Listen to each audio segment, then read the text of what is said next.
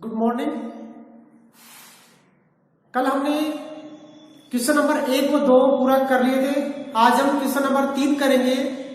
और 1 व 2 के अंदर हमने योग किया था और योग के अंदर हम शून्यांक विधि संख्या से किया था। शून्यांक में हमने दो संख्याओं को क्या किया था, जोड़ा था। और जब 100 से ऊपर योग या 100 या 100 से ऊपर योग आ रहा था तो अगली संख्या के ऊपर एकाधिके लगा रहे थे, यानी अगली संख्या के ऊपर क्या लगा रहे थे, एकाधिके। आज हम करेंगे क्वेश्चन नंबर 3 और व्यंकलन करेंगे, यानी घटाएंगे। इस यहाँ पे 2 क्वेश्चन दिए गए, 3 और क्वेश्चन नंबर 4, और दोनों के अंदर हमें क्या करना है, व्यंकलन करना है। यानी 3 व 4 के अंदर, 3 व 4 के अंदर दोनों यहाँ पे घटाने हमें व्यंकलन करना। व्यंकलन का मतलब घटाना है। तो देखो घटाएंगे कैसे। जोड़ रहे थे तो हम एकाधिके लगा रहे थे। देखो जब जोड़ रहे थे तो हसल जो हसल होते हैं ना, और इसके अंदर वो एकाधिके होता है, यानी जब हम आगे जा रहे थे तो एकाधिके लगा रहे थे। अब जैसे 6 में से 7 नहीं घट रहा है, 6 में से 7 नहीं घट रहा है, तो आगे से हम हसल लेते, साधारण जो मतलब घटा करते तो आगे से क्या लेते हैं, हसल। यहाँ पे हसल नहीं ले सकते, देखो, क्योंकि 6 में से 7 नहीं घटता ना, तो 7 का परम मित्र क्या होता है, 7 का परम मित्र। अब कईयों को तो पता नहीं कि परम मित्र किसे कहते हैं। यानी 2 संख्याओं का योग 10 होता है तो वो आपस में परम मित्र अंक होते हैं। यानी 3 है तो 3 का परम मित्र क्या होगा, 7। 2 यानी 2 में कितना जोड़ेंगे, 10 हो जाए 8, तो 2 का परम मित्र 8। 1 का परम मित्र 9, 9 का परम मित्र 1, 5 का परम मित्र क्या होता है, 5। यानी दोनों का योग कितना होता है, 10, और वो दोनों परम मित्र अंक कहलाते हैं। जैसे 7 का परम मित्र अंक क्या है, 7 का परम मित्र अंक है 3, और 3 और 6 ऊपर वाले को जोड़ देंगे परम मित्र में। इसका परम मित्र कितना है, 7 का परम मित्र कितना है, 3 ना, तो 3 और 6 कितना हो जाएगा, 9। हमने क्या किया है, हमने परम मित्र लिया है, तो यहां से 5 के नीचे एक न्यूनल लगा देंगे। 5 के नीचे क्या लगा देंगे, एक न्यूनल लगा देंगे। यानी 5 1 कब हो गया, कितना बचा, 4। 4 में से 6 नहीं जाता ना, तो 6 का भी हम क्या करेंगे, 6 का भी हम क्या करेंगे, परम मित्र लेंगे। और 6 का परम मित्र लेंगे तो 3 के नीचे भी एक न्यूनल लगेगा, और 6 का परम मित्र कितना होता है, 4, और यहाँ पे भी कितना है, 4, और 4 कितना हो गया, 8। यहाँ कितना बचा, 2 में से 4 छोड़ते जाता है, तो 4 का भी परम मित्र लेंगे। परम मित्र लेंगे तो अगली संख्या के नीचे भी एक न्यूनल लगाएंगे, और 2 में से 4 का परम मित्र कितना होता है, 6 होता है, और 6 और यहाँ पे कितना है, 2 ना, 6 और 2 कितना हो गया, 8। यहाँ कितना बचा, 7 में से 0 जाएगा तो 7 बचेगा, और 9 में से 7 जाएगा तो 2 बचेगा। यानी 27, 8 और 9 हमारा क्या गया, आंसर आ गया। एक बार देखो, फिर से बता रहा हूं,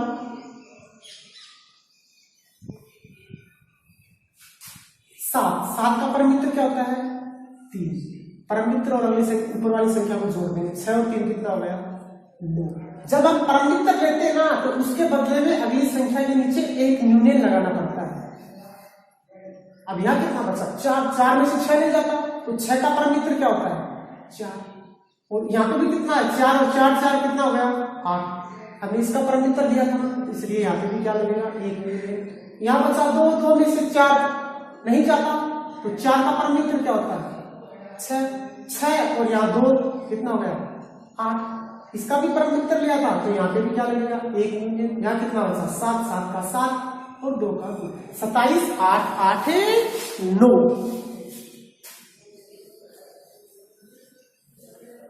इससे अगला क्वेश्चन नंबर 4, ये अच्छा क्वेश्चन है, इसे ध्यान से देखना, ये अच्छा क्वेश्चन है। देखो यहाँ पे सेकंड, घंटा और मिनट दिया गया है। अब आपको पता होना चाहिए कि 1 घंटे में कितनी मिनट होती है, 60, और 1 मिनट में कितनी सेकंड होती है, 60। ठीक है ना। अब पूछे कि, अब देखो पहले आप, 5 में से 7 जाता क्या, 5 में से 7 नहीं जाता ना, तो 7 का क्या करेंगे परमित्र, परमित्र कितना होता है 3 और 5 कितना हो जाएगा 8। अब हमने 7 का परमित्र लिया तो यहाँ पे क्या लगेगा 1, इसका मतलब यहाँ बचा 1 में से 5 नहीं जाएगा, तो आगे से क्या करेंगे हसल लेंगे। अब हसल 1 नहीं आएगी, क्यों? क्योंकि यहाँ पे देखो घंटा मिनट और सेकंड दिया गया है, तो यहां से हसल 6 आएगी। क्यों? क्योंकि 1 मिनट में 60 सेकंड होती है। कितनी होती है 60 सेकंड होती है 60, तो यहां से 6 जाएगा। और हमेशा हम जैसे कि कोई नॉर्मली क्या करें, कोई घटा करें 5 में से 7 जाएगा, नहीं जा सकता, आगे से हसल लेंगे, और आगे से हसल लेते हैं तो कितनी आती है हमारे पास 10 आती है, तभी तो 10 से 5 कितना होता है 15। आगे से नॉर्मली हसल लेंगे तो कितनी आती है 10 आती है। तो इसी प्रकार आगे से हसल लेंगे तो 6 आएगी, और 6 एक यहाँ पे पहले से 6 में कितना हो गया 7, और 7 में से 5 जाएगा, कितना बचेगा 2। 7 में से 5 जाएगा तो कितना बचेगा 2, और यहां से 1 कम हो गया ना, 1 कम हो गया। यहां कितना बचा 5 में से 8 जाता नहीं, तो 8 का परमित्र कितना होता है 2 और 5 कितना हो गया 7। यहां कितना बचा 1 में से 5 नहीं जाता, आगे से हसल लेंगे, हसल आएगी 6 और 1 7 में से 5 जाएगा तो 2।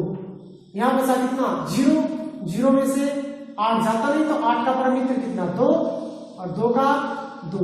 यहाँ पे भी क्या एक यूनिट 2 में से 1 जाएगा तो 1, यानी 12 घंटा 27 मिनट और 28 सेकेंड इसका आंसर होगा।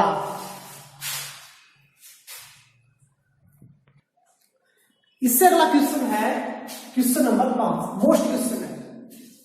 इस प्रकार का क्वेश्चन परीक्षा में पक्का पूछा जाता है, मोस्ट लगा लेना। ऊपर वाले दोनों कम चांसेज है जो मैंने बताए अब तक, उनमें एकदम कम चांस है पूछने का। मतलब अब जो क्वेश्चन है वो 1 नंबर का पक्का पूछा जाता है परीक्षा के अंदर। तो देखो सूत्र एकाधिकेन पूर्वी, और ये सूत्र कब लगता है जब 2 संख्याओं का आधार समान हो। क्या हो 2 संख्याओं का आधार जब अलग अलग गुणा में दोनों संख्या उनका आधार समान हो तभी लगता है एकाधिकेन पूर्वी। देखो यहाँ पे भी 31 है, यहाँ पे भी कितना है 31 है, दोनों जगह कितना है 31 है, तो एकाधिकेन पूर्वी, तो 1 को अधिक करके गुणा कर देते हैं। देखो यहां से उतारा 31, क्योंकि दोनों में समान है 31 का एकाधिकेन कितना हो जाएगा 32, यानी 31 गुणा 32 से ओब्लिक इन दोनों को गुणा कर दो, 1/6 गुणा 5/6। और भी एग्जाम्पल समझा देंगे। अब देखो 32 से कम 32, 31 को 32 से गुणा कर लो, 32 को 31 से गुणा कर लो,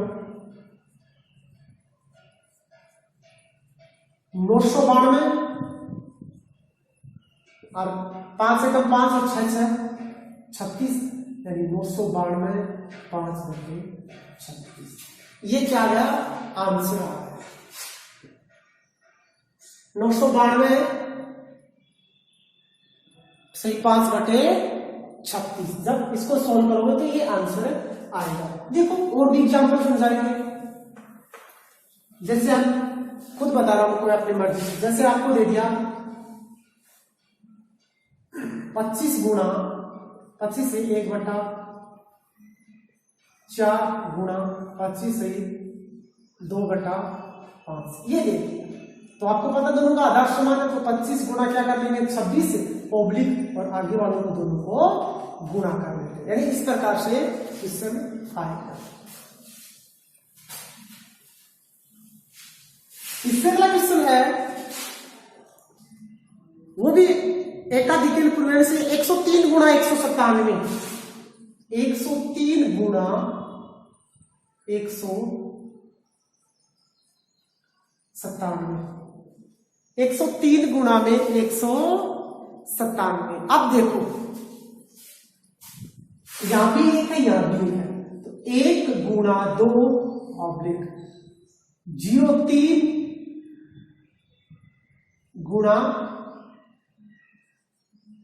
सतानवे, ये होगा क्या 03 गुणा में 97। अब गुणा कर लो इनको, कि एक को एक का दीजिए 2, तो 2 एकम 2, इनको गुणा कर लो 0 का 0, 7 3 21 को एक अवसर की 2, 9 3 27 28, यानी आंसर आ गया 20 281। कितना आंसर आ गया 20 291। क्या 7 3 21 1 9 2 18 9 3 27 28 29 91 सॉरी 20 291।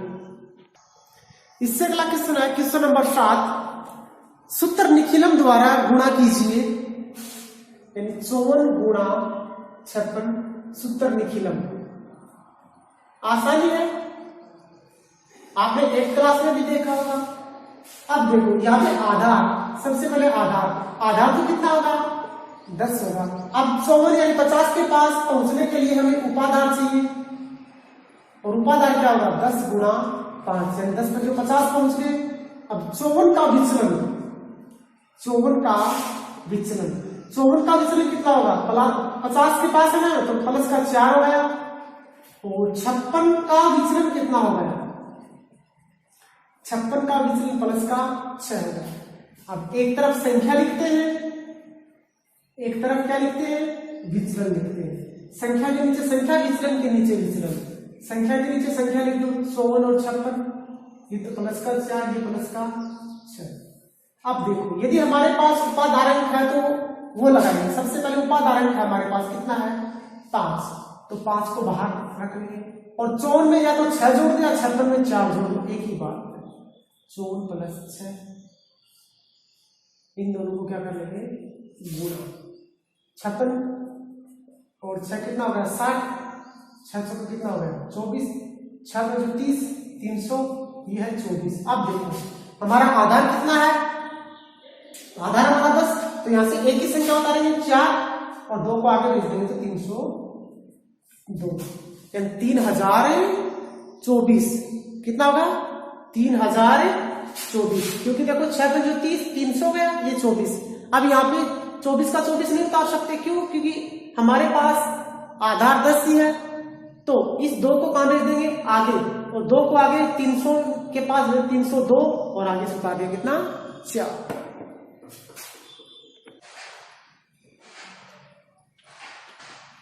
इससे अगला क्वेश्चन भी सूत्र निखिलम से क्या है गुणा है, और अब की बार हमें 108 गुणा 112 दे दिया। तो सबसे पहले तो हमें आधार देखना कि हमारा आधार है कितना है, और हमारा आधार है 100, यानी आधार बराबर कितना आ गया 100। अब देखो 108 का विचलन, 108 का विचलन कितना हो गया प्लस का 8, 112 का विचलन, 112 का विचलन कितना हो गया प्लस का 12। अब देखो एक तरफ संख्या, एक तरफ विचलन,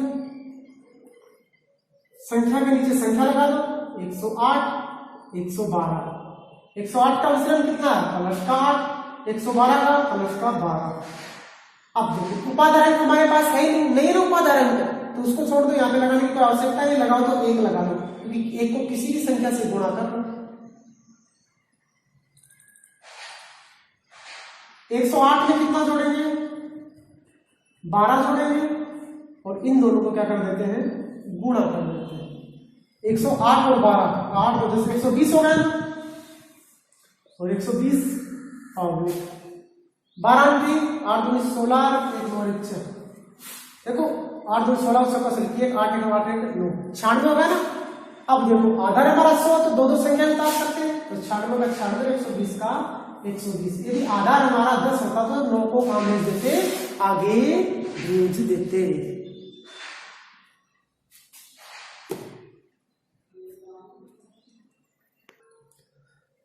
इससे अगला क्वेश्चन है एक न्यूनन पूर्णांक से गुणा। अब एक न्यूनन यानी एक कम करना, किसको? पूर्व अंक को। देखो एक न्यूनन पूर्णांक से गुणा करना, तो सबसे पहले 137 ये कौन सा पक्ष है? ये एलएचएस मान लो, ये आरएचएस मान लो, ठीक है ना?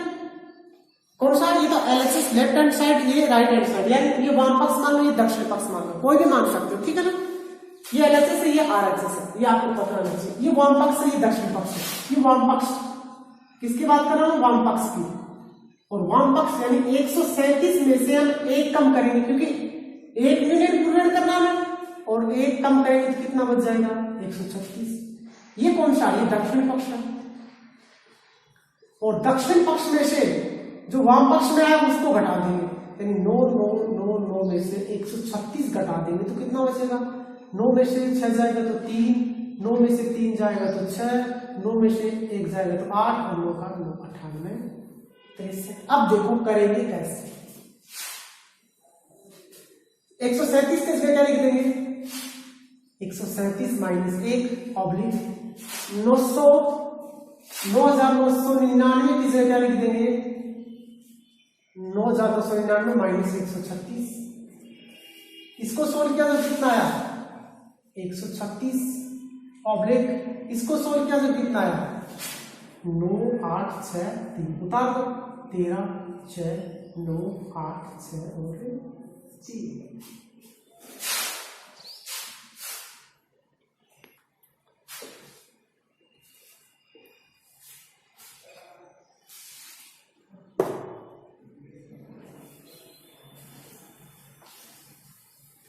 इससे अगला क्वेश्चन है क्वेश्चन नंबर 10। क्वेश्चन नंबर है 10। क्वेश्चन 10 भी क्या है? एक यूनियन प्रूवेंस से करना है। और क्वेश्चन नंबर 10 में देखो हमें दिया गया है 46 गुणा 99।